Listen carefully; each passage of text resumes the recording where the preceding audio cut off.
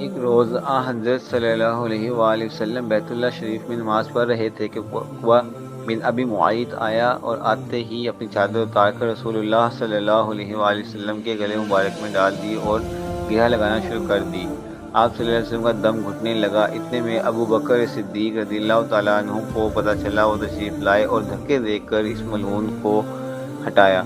کفار نے آپ صلی اللہ علیہ وسلم کو طرح طرح کی تکلیفیں دیں، کبھی جسم اطہر پر نجاستیں ڈالی، کبھی گلے میں پھندا ڈال کر کھینچا، کبھی آپ صلی اللہ علیہ وسلم کے گھر کے سامنے کانٹے بچھائے،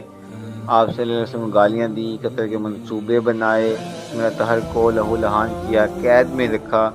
آپ صلی اللہ علیہ وسلم کے صحن میں پکے ہوئے کھانے پر گلاسیں پھینکی، کبھی آپ صلی اللہ علیہ وسلم کو پاگل کہہ کر پکارا، کبھی جادوگر، کبھی مزمم اور کبھی شاعر کہا، معاذ اللہ، استغفر اللہ۔ ابو لہب نے تو ایک مجلس میں یہاں تک کہہ دیا کہ محمد صلی اللہ علیہ وسلم تیرے ہاتھ مبارک ٹوٹ جائے، نعوذ باللہ۔